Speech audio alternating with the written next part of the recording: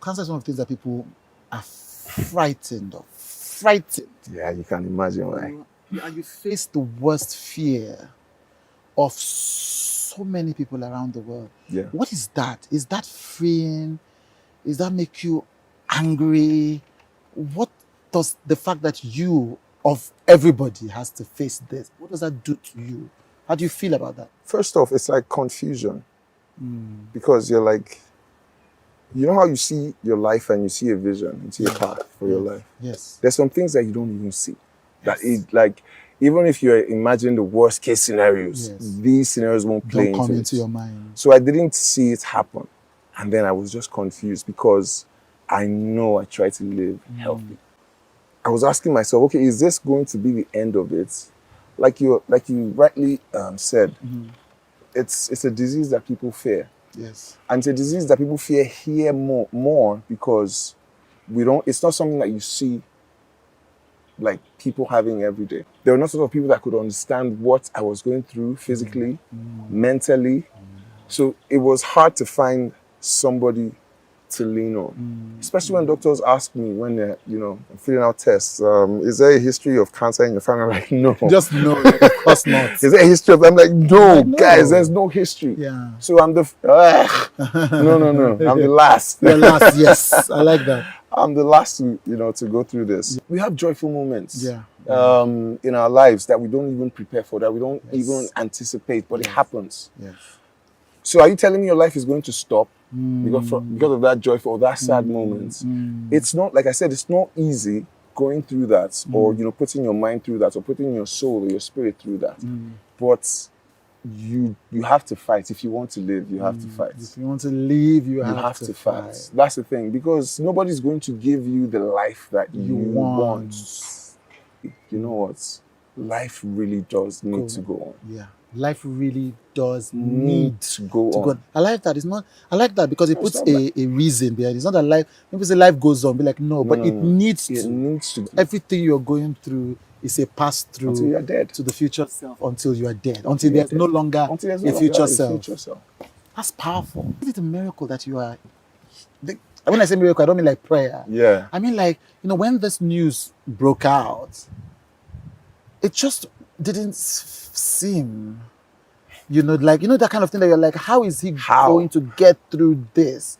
Like just thinking about the financial implication alone. That can ruin your mind. Yes. Okay, go on with the question. No, that's the question. That can ruin your mind. Thinking about it financially. Yes. I remember I was advised, looking, in hindsight, I'm just like, okay, this is how much that person knew,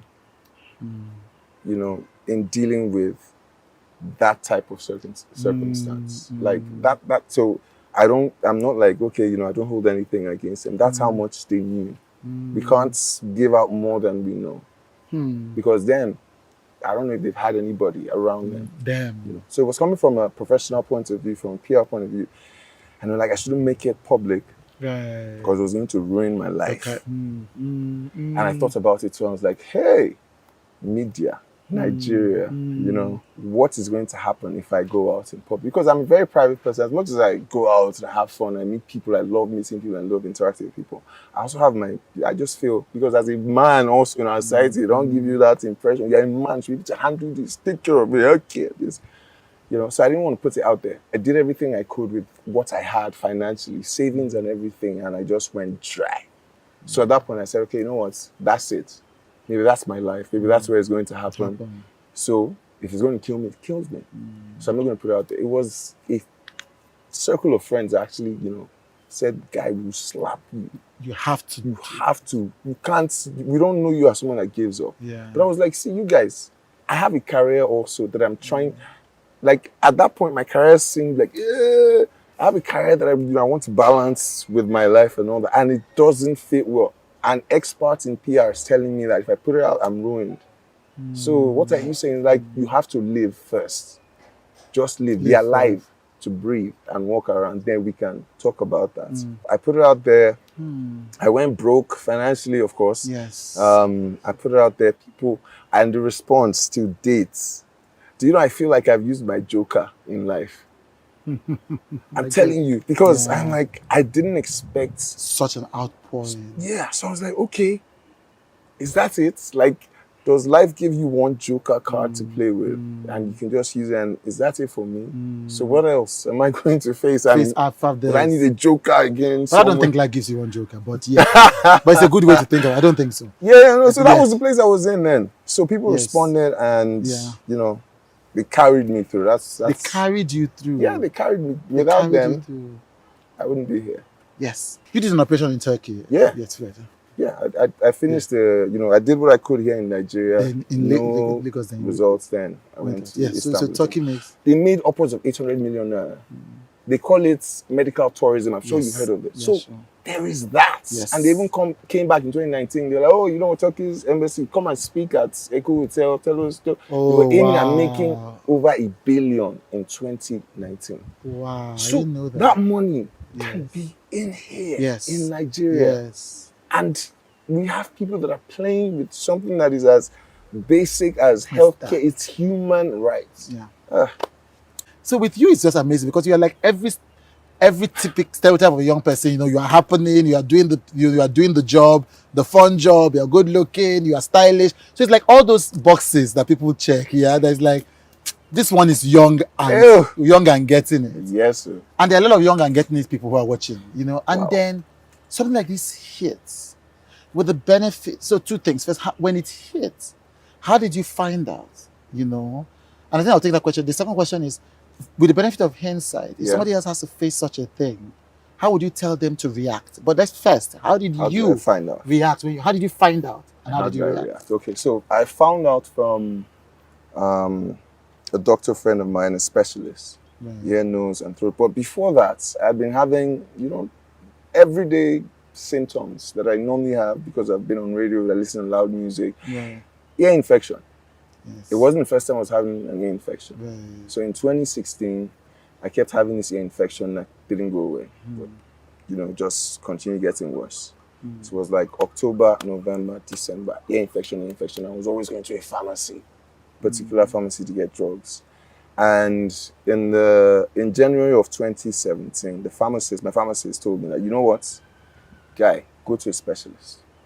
This your ear infection hasn't left. It's only getting worse. Getting worse in the sense that there will be sometimes I'm listening and my volume is at 100, and then 50, and 10, and then, you know, something come back to 50, 100. So it was going, and it was painful also. And I was just beginning to feel, you know, headaches and all that around my.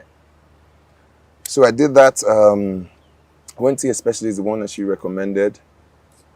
He asked me to do tests. Before this, I'd done numerous tests with pharmacy, so many other places. Everybody, ear infection.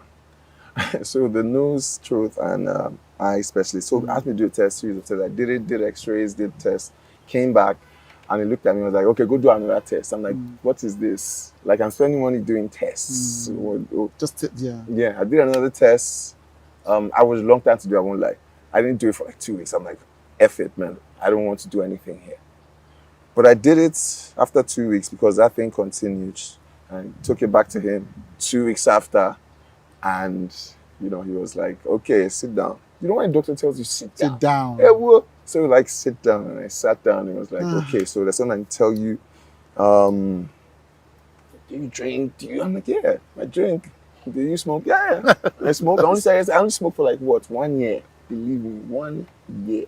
Yeah. Of course, I was a shisha, whatever. And he was like, okay, there's a tumor growing in, you know, your nasal area. I was like, like, there's a tumor growing in your nasal. I was like, are you sure? Me? Why? Tumor how? Why? Like, they say, yeah, there's a tumor growing, and that's what's causing the pressure on your eardrums, on your nose, your tongue, and like, I just froze. I was like, how? And I tried to play back. I tried to find, you know, what could a stretch or a series in my life of things that I did that made sense for me to have a tumor in my nasal region. And I couldn't find any. Okay, you have to do a biopsy to, you know, if it's malignant. Or I'm like, what do you mean? I thought we were just going to remove it and move on. Let's move on. Said no. That if it's malignant and it's touched, it starts growing. Like it grows out of control. So right now, because it hasn't been touched, it's just still growing, it's feeding itself, but it's growing, but at a slow pace. But once you do a biopsy and touch a malignant tumor, it grows out of control. So he said to me, you have to be ready for treatment after, if the result comes out malignant. We have to be ready. There has to be no wasting of time. So it comes out this weekend, it's malignant. Monday, we are checking in somewhere. This must have been a lonely, frightening experience. Thank God for my guy. Thank God for Oscar. Thank God for Neka. Thank God for friends. Thank God for family. Thank God for people like you. Thank God for people like, I don't know. Yes, it was lonely because I had to spend, Oscar stayed for a bit, for like a month, left. Neka came 2 weeks, but I had to spend like the most time by myself in a country where I didn't understand the language. I started learning Turkcha. That's Turkish. Merhaba, hello. Sen nasılsın? That's like, how are you doing? So yeah, I started learning that because I needed to interact with the people that were treated. Right. Because everything was just English. No. They don't even have any, it's not as if there's extra money to be flying around with crew. I did waka. I did tell you, sometimes I walked to the hospital. Thank God it was a walking distance. I also did that to help myself exercise. Being indoors every day, being tired from chemotherapy and the effects, So sometimes I just decided, okay, walk to it. So it was lonely and it was dark. It was dark. It was dark. There was a post I put up on Instagram that I'm thinking about now, of when they delayed my chemotherapy. I think it was the 3rd session, because my blood level and immune system was too low. So they're like, you know what, we're not going to do it this week. So it's like once every 2 weeks. So it's not going to be happening this week, or once every 2 weeks, or once every 14 days, whatever. It's not going to be happening today, because we have to give you some drugs just to boost up your... I was crying at home. I was like, no, I want to take it now, because I was fed up. I was fed up. I was fed up of being out there. I was fed up of everything that was happening. I was like, please, just doctor was like, you will die if we give you treatment, and we cannot. And they had to stick to that. I waited. So that happened like 1, 2, maybe 3 times. I was there because it was just too much for my body. And there was nobody. There were only a few people I could tell about that. But you see, I never really understood what having someone close to you and in the same proximity, in the same space meant until that moment. Because there was times I just wanted to see someone I knew. Like, see you, I don't even talk, just be in that same space. Just give me something familiar. Something different from myself in that space every day. But it didn't happen.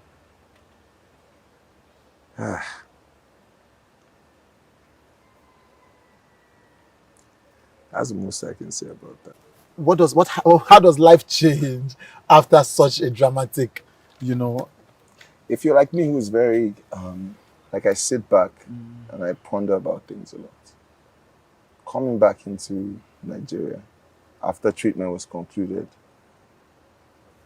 it was like I couldn't fit in. It was weird because I'll be driving and I'm looking at everybody. I'm like, and in my head, I'm trying to imagine if everybody around me has something that they're dealing with as you are, as heavy as what I was going through. I always thought that, but this just made it real. And I was just, it was hard for me to get back into the groove of things. Because sometimes I'm sleeping and I'm waking up in Istanbul. I'm waking up during chemotherapy. When I say I'm waking up, it's not like physically waking up. Yes, in your mind. Your mind. And then any small thing happens. If I sneeze, and I'm talking to my doctor. I woke up and I had a cold and I couldn't breathe well. You know, that morning I was so depressed. I was forcing myself, because I knew what it was like not to be able to breathe for 2 months through the nose and smell. You knew what it was like not to be able to breathe through the nose or smell. So I knew that I was asking myself, is there going to be a relapse? Is something else happening? Yes, I was just paranoid. Yes. Guys, yes. It's hard for me to take things for granted. Anymore, yes. Like the wind that's blowing, yes. I can't take it for granted anymore. Because I lost it. I couldn't like breathe, smell, taste. You taste something, this is water. It wasn't water for 2 months. It was just substance going in there to help me stay alive. Yeah. So everything, I had to gradually work myself, and I still am doing that. You still are doing that, you know. And then it really, I don't want to say this, but it made me dislike Nigeria.